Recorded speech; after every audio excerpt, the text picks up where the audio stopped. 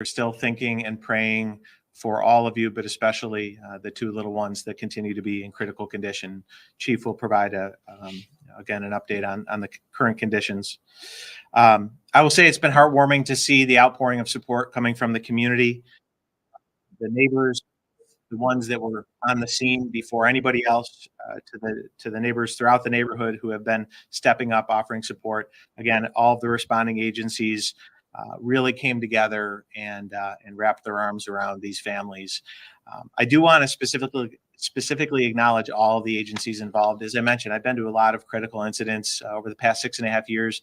I'm not sure that I've ever seen this level of response with so many different agencies and so much collaboration, coordination, and communication. It was really impressive to see, and I'm incredibly proud of our fire department, our police department, and the other departments and agencies involved. So again, I think it's important to name them. So of course, the Syracuse Fire Department and the Syracuse Police Department, the Office of Code Enforcement for the City of Syracuse, Department of Public Works, our partners at American Medical Response, or AMR, Ambulance Service, Onondaga County 911, National Grid, Task Force 2 of the New York State Division of Homeland Security and Emergency Services, Office of Fire Prevention and Control. They were the office that brought in the 2 live rescue dogs. New York State Police from Marcy, New York. They brought in their cadaver dog. Centro provided a bus with air conditioning for the rehydration and rehabilitation of the firefighters and first responders on scene. The Red Cross, of course, as they always are, was on scene. New York State Public Service Commission, Local Bureau of Alcohol, Tobacco, and Firearms, aka the ATF, the Onondaga County District Attorney's Office, Upstate Hospital, several career fire departments that offered their assistance to Chief Monson, Department of Emergency Management. I want to recognize the public officials that I was in touch with during the process, including Governor Hochul, who reached out and certainly offered her support, as evidenced by the state agencies involved, County Executive McMahon, and of course, Councilor Nave. This is very personal to him. This is his district, this is his neighborhood, and he was there throughout the incident. I also want to acknowledge our New American community. We are a proud refugee resettlement community. This past year, we've resettled upwards of 2,500 new Americans. That requires a lot of support in the best of times, let alone in tragic incidents like we experienced on Wednesday evening. So I want to acknowledge all of the members of the New American community who have stepped up and demonstrated unity and support during this great time of adversity. I especially want to acknowledge the New American Forum, the CYO, Catholic Charities, Interfaith Works, and other organizations that have supported the families throughout and will need to continue to support the families going forward. Again, I want to acknowledge and thank everyone involved. Community members, I heard from a lot of people, didn't live on the north side, didn't even necessarily live in the city, but just wanted to know how to help these families. Again, it's one of the things that I'm most proud about of this community is how much we wrap our arms around each other and support each other, especially in difficult times. And I just want to, again, acknowledge that the difficult times are not through. The family has a lot of recovering to do, and certain members of the family have even more. So these families are going to continue to need our thoughts, our prayers, and our support to help them through this difficult process. With that, I will turn it over to Chief Mons, who will go into detail on the circumstances of the incident and updates. Chief.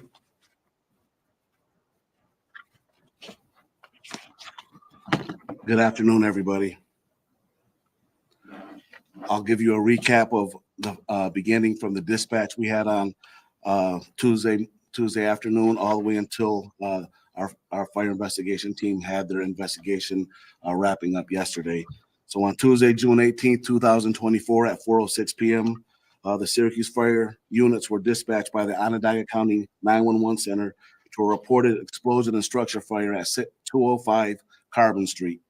Firefighters from Station 2, located at 2300 Lodi Street, arrived first on scene and in under 3 minutes and found a collapsed 2-story wood frame building with multiple injured people in the front and side yards of the home. The first 2 firefighters on scene immediately began triaging and treating the injured civilians. This was a very dangerous emergency scene consisting of down live power lines, a heavy odor of natural gas, and an unstable building collapse, which had smoke coming from the rear of the structure. Besides the multiple victims in the yard, Firefighters reported that one child was pinned in the driver's seat of a vehicle that had a portion of the collapsed house on it, and another injured child was walking away from the scene towards Butternut Street. Soon after, the remaining dispatch fire department units arrived on scene, including the initial incident commander, who declared the scene a mass casualty incident, which that ensures enough resources were dispatched to handle the collapse and the many patients that needed care. An EMS and a rescue sector were established among the firefighters to prioritize each of these critical scene operations. All visible patients were removed from the rubble and away from the unstable collapse, including the child in the vehicle, who was freed by firefighters after destroying the structure to stabilize the vehicle. This was a very chaotic scene, with all firefighters and several civilian bystanders treating all patients that were found and carrying them to awaiting ambulances. In total, 10 victims were transported from the scene following the initial arrival of fire units. AMR transported 9 of those victims, with the Syracuse Fire Department ambulance transporting 1 victim. Initial injuries included second and third degree burns, body and head injuries that are consistent with an explosion. After those 2 patients were transported, there were still conflicting reports from bystanders to fire and police officials on scene that indicated that there were possibly still occupants trapped inside the rubble, and that approximately 17 to 20 people were thought to have been inside the home at the time of the explosion. Fire crews stretched fire hoses to extinguish hot spot fires, and other fire teams checked nearby homes for any injured occupants and to monitor air quality levels for signs of natural gas or any other toxic fumes or gases. Because of the conflicting reports of the people still unaccounted for and possibly still trapped inside the collapse, firefighters from the rescue company, which is a specialized group of firefighters trained in collapse and confined space rescue, began the process of entering the building to check for any more trapped victims. With the help of several fire crews on scene, firefighters worked to shore up the structure to mitigate any further collapse potential. While shoring was taking place, National Grid representatives at the scene utilized a backhoe to ensure that natural gas and electric to the structure was shut off at the street, making the area safer for the firefighters to enter.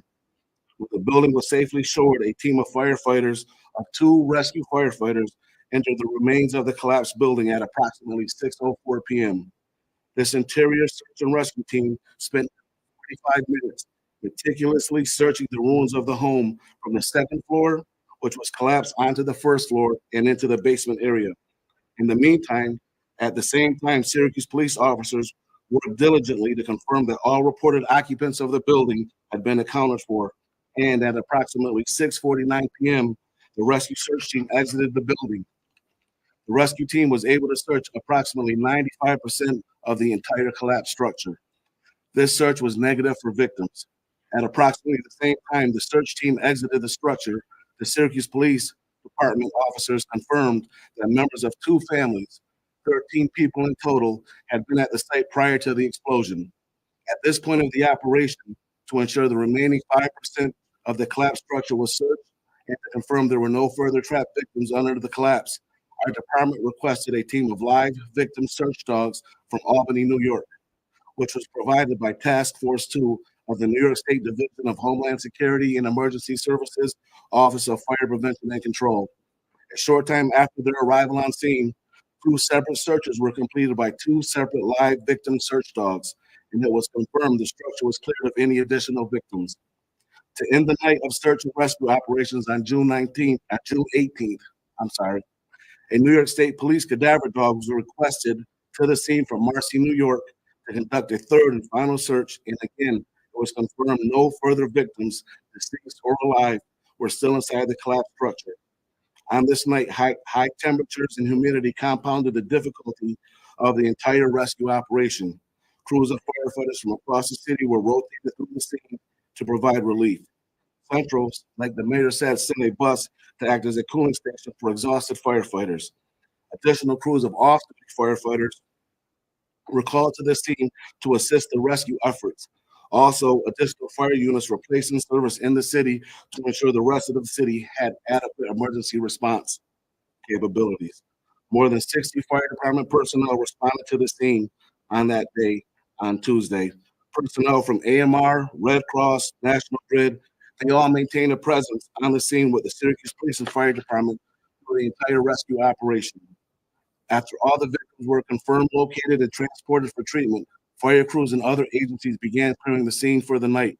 And then the scene was turned over to the Syracuse Police Department, who secured the scene until the morning. On the morning of Wednesday, June 19th, Syracuse Fire Department investigators, along with the Syracuse Police Department, National Grid, the New York State Public Service Commission, and an agent from the local Bureau of Alcohol, Tobacco, and Firearms, partnered to begin a joint investigation to determine the possible cause of the incident. First, pressure tests were conducted by National Grid and observed by personnel from the New York State Public Service Commission. There were no issues found with the natural gas line running from the curb box on Carbon Street to the home's interior gas meter. National Grid entered the basement, examined the gas meter, removed it, and capped it off. Due to National Grid's findings on the exterior of the building and with the meter, our fire investigators then began to focus their investigation on the inside of the collapsed home.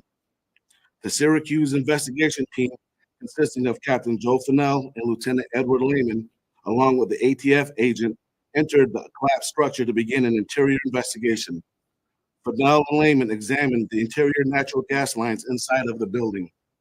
The natural gas service entered the structure on the Carbon Street side of the home. It was found that the gas meter fed multiple appliances inside the structure, with two natural gas pipelines that ran from the meter. One gas line serviced the furnace and hot water tank, which were located in the rear northwest corner of the basement. Another gas line meter serviced the basement area where a clothes dryer would normally be and a first floor stove. As this gas piping was examined, the Syracuse Fire Department investigators noticed that there was in fact no clothes dryer present, even though there was a gas pipe line servicing the area where the dryer should have been. This specific gas pipe had a shutoff valve on it, and it was found that that shutoff valve was in the fully open position. Also, the end of this piping had no cap on it, nor was it connected to any gas connector that would normally go to an appliance, meaning that natural gas was free flowing from the gas pipe.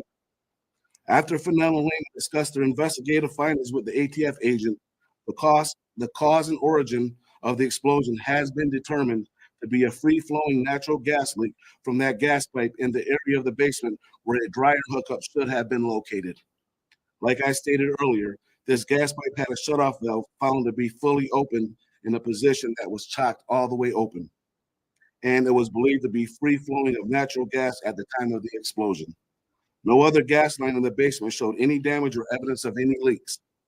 There was a few possibilities for an ignition source, but due to the scientific process of the investigation, the determination for an ignition cause and source will stay undetermined. Early on in the investigation, there was speculation that the car on the side of the house that the child was trapped in struck the house to cause a building collapse and explosion and fire. During the exterior investigation, that theory was ruled out.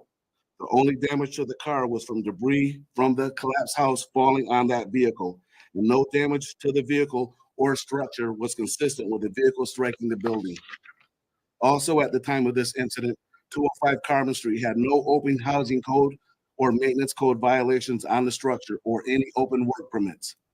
After discussing the investigation findings with the Onondaga County District Attorney's Office and the Syracuse Police Department, no criminal will be pursued relevant to this case at this time.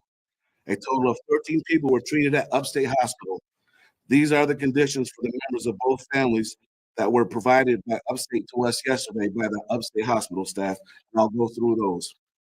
The residents of 205 Carbon Street, these were the people that were living in the house and not the visitors. 42-year-old Fuj Alam Ben Abdul Rahman, he was previously stated in listed in stable condition. There was no update provided yesterday.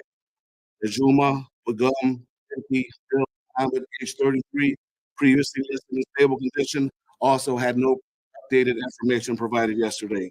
Muhammad Omar Ben Fajum Alam, 13 years old, was in good condition yesterday evening. Fermina Bajum Binti Fajum, age 12, was in good condition. Anuti Rahman bin Fujalan H10 was in good condition. Najumo Hassan bin Fujalan H3, previously listed in critically stable condition, had no update provided yesterday. The visiting family, Muhammad Alam Sayyad Alam, who was 34 years old, was in good condition. Yasmidi Nur Muhammad, age 29, was discharged. Ajadi Muhammad Alam, age 5, was in good condition yesterday. Sahani Muhammad Alam, age 2, is still in critical condition as of yesterday. Rajma Muhammad Alam, 8-month-old child, is still in critical condition as of yesterday evening. And the other visiting family member was Samaya Muhammad Alam, age 4, and she was not admitted into the hospital. I'd like to thank, like the mayor said, all of our partners from all the different agencies that assisted in this operation and with the investigation. Many of them worked inside the collapse structure to make sure we can do everything we can do to bring a safe and happy ending to anybody that we could. To the bystanders on scene who selflessly provided medical care to the patients, thanks. Your work was amazing on Tuesday. I'd also like to publicly state how proud I am of our fire department members and tell them what an awesome job they did providing compassionate, critical care to the patients on scene, as well as to thank them to be dedicated to their craft. When our constituents needed us the most, you were ready and you met every challenge.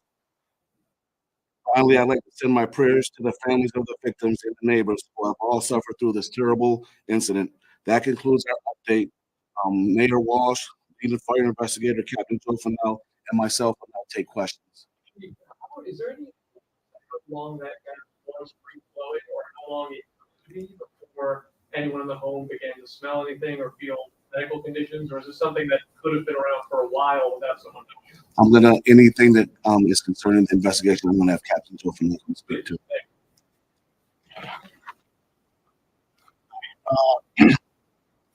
To answer that question, we haven't been able to determine how the gas valve has been turned on, but we did get indications that there was an odor of gas outside and surrounding the residence at approximately 9 a.m. That morning. People had began smelling gas. They no calls to 911 or to National Grid. So as far as we believe, it was at least since 9 a.m. in the morning. Can you speak to history? Was there ever an appliance hooked up there? Has it been recently removed? Had the gas pipe shut off and recently turned on in terms of the flowing? When speaking to the homeowner, he estimated he had owned the house for approximately 4 to 5 years, and he said in that area that there had never been any appliance. The hookup was always there, but he had never actually used it and had an appliance there. And the gas shut off his knowledge and back on. I mean, if it was only smelled at 9 in the morning, was it a recent change to the usability of that gas?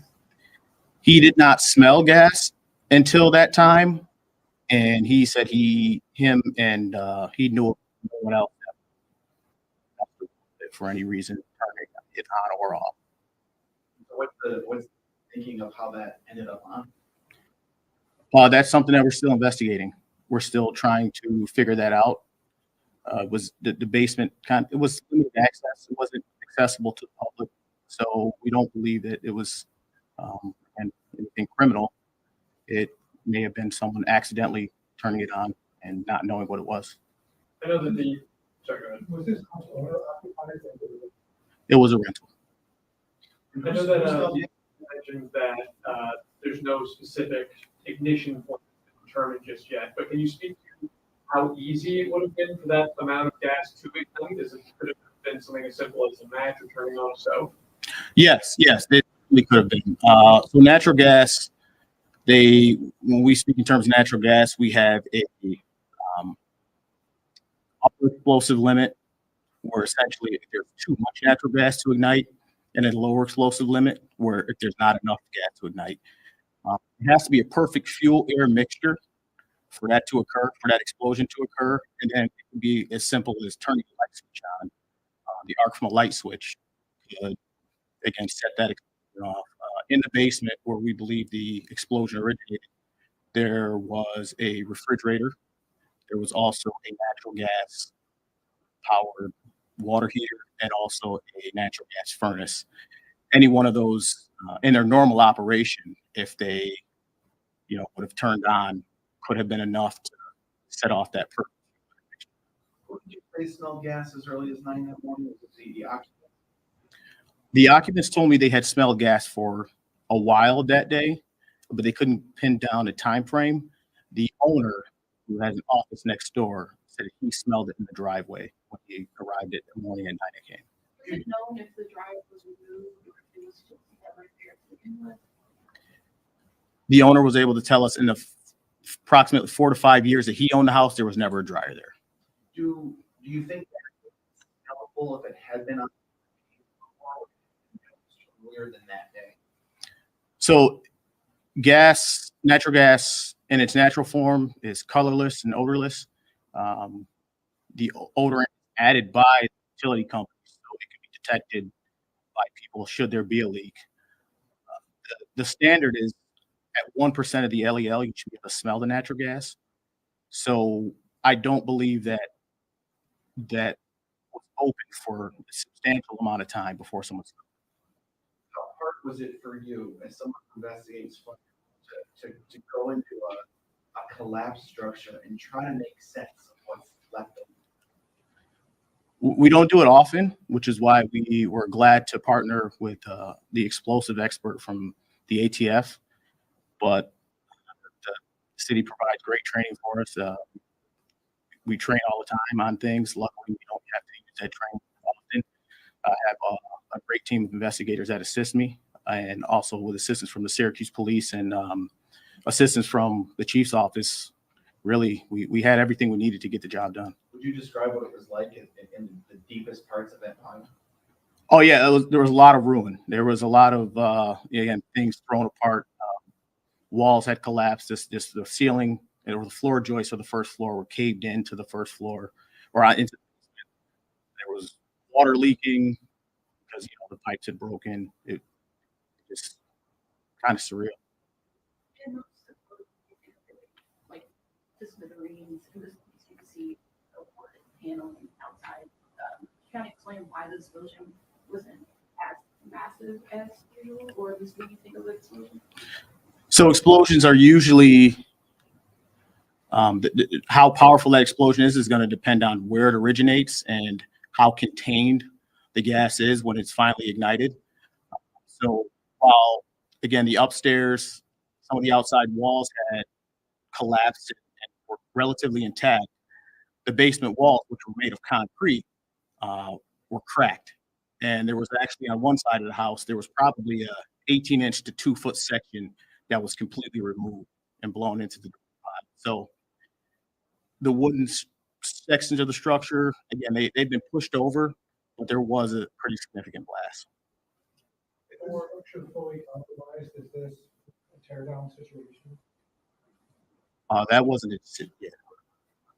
So after the investigation was completed, we brought in a contractor to help piece apart the building as well as when they were continuing the final parts of their investigation to try to secure any evidence that they needed. That was so unstable, we lowered it all the way to the ground, and we are in the process of removing that whole entire structure. Yes. For people who are concerned about an appliance hookup, what is the responsibility of the and where the homeowner? So the utility company has the responsibility from the curb to the meter, and then from the meter inside the structure should be the homeowner or the landlord. And if there's anybody that's worried about any type of natural gas odor, any issues with any electrical service, call 911. The fire department will respond, and we will investigate, and we will also bring National Grid with us. So make sure you have the experts come and look to make sure that everything is safe and set up the way it should be.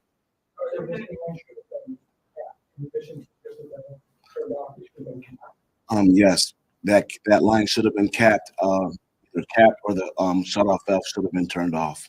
Yes. Is the cap meant to, if the valve is accidentally turned on, continually prevent it from? The cap would have prevented a leak from happening if it was installed properly. Is there a code requirement if these are capped, and is this a pending code violation?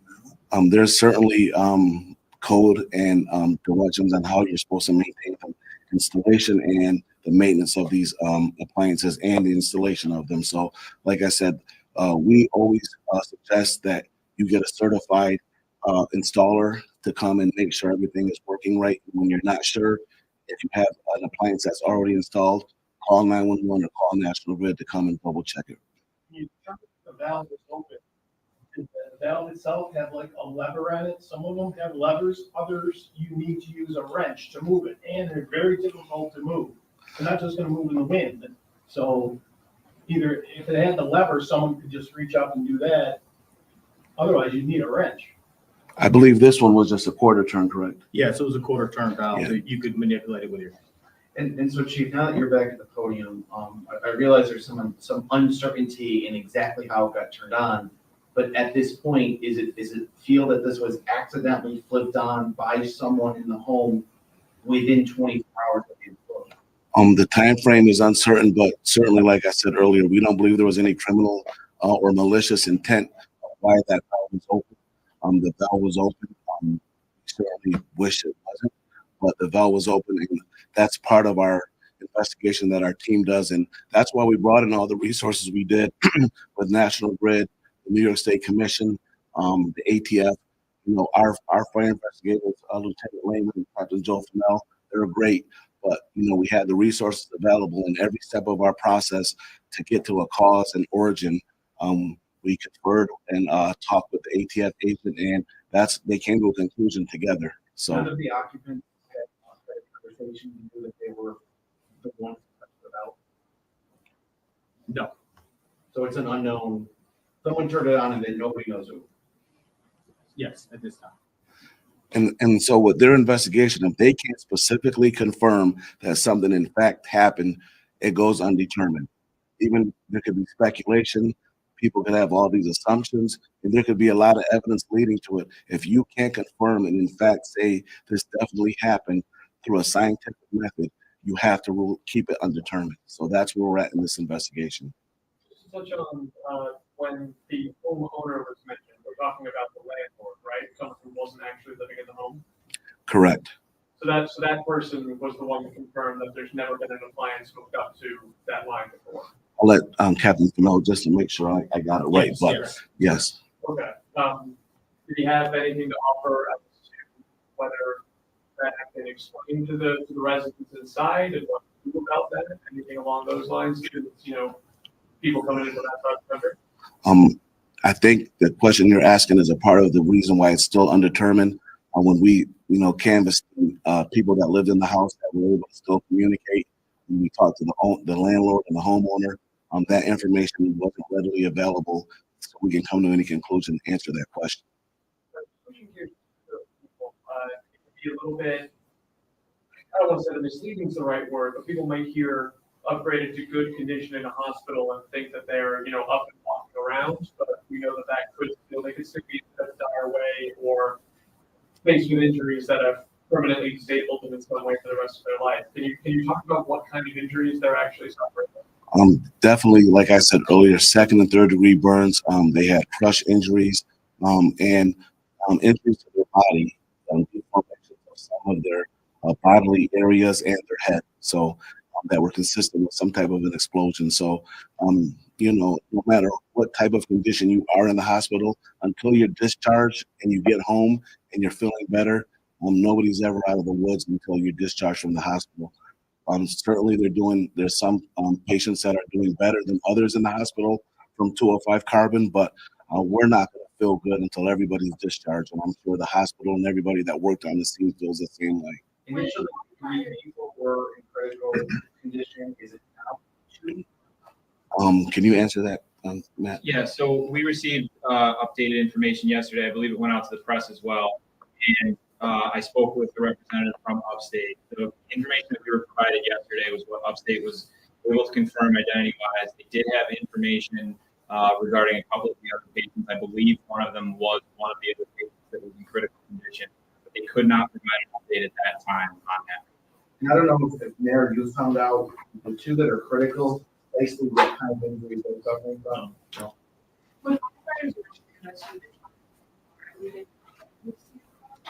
Can you repeat your question? When firefighters arrived, they rescued a child from a car. Were they in the driver's seat? Yes, the child was in the driver's seat, facing the structure, pinned in between the door and the seat.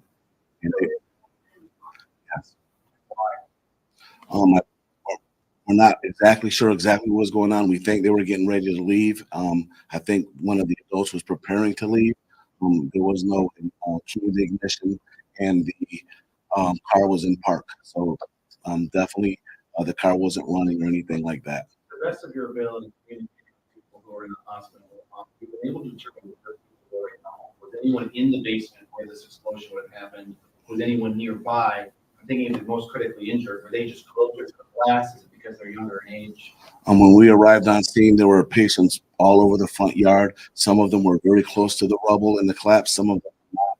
I don't know in the specific investigation were you able to determine if there was anything closer.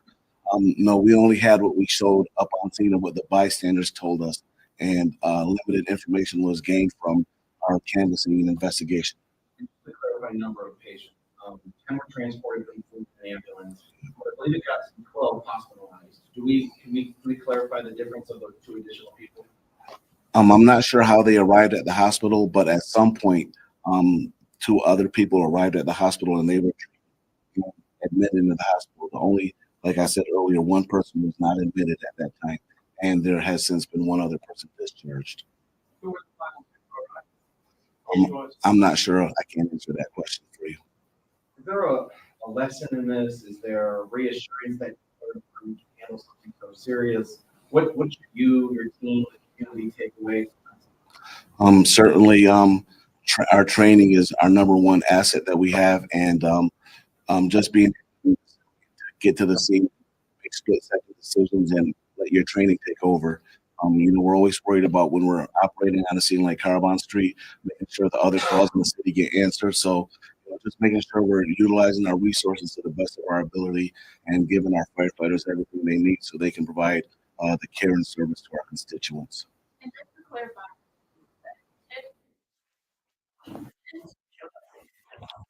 Yes, at some point, we had 10 transported in an ambulance from the scene on June 18th. At some point after that, other people that were in the house or around the house when the explosion happened ended up in the hospital at upstate. Catch this early, or if there's another home out there somewhere in our area that might have a similar free-flowing gas line in their home.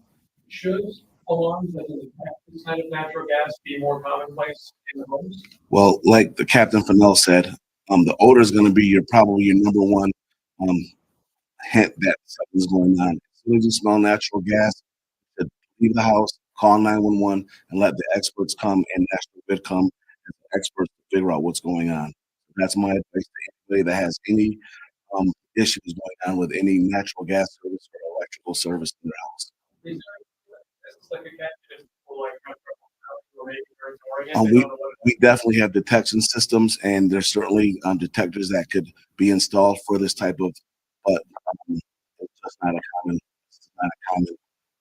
detector that's in normal people's houses most of the time. Mayor, can you speak to whether there's a code that exists that unused valve? I cannot. Two more questions.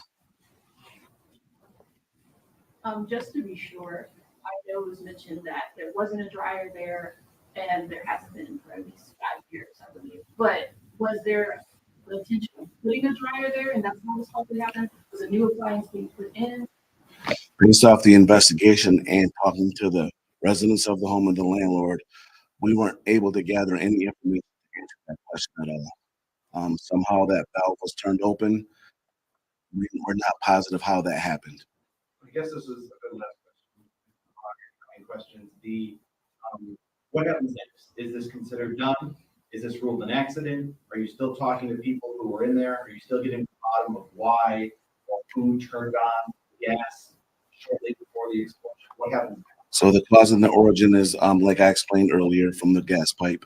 We'll continue to talk to the patients, and if any more information comes forth that makes us open up the investigation, go down a certain pathway, our fire investigation team certainly will do that in conjunction with the Syracuse Police and our other partners that have been investigating this situation.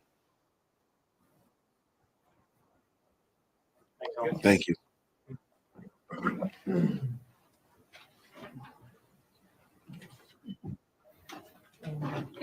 So I just wanted to double check the spelling of your name. Yes, sir. Joseph, Joseph, Fennell, Fennell.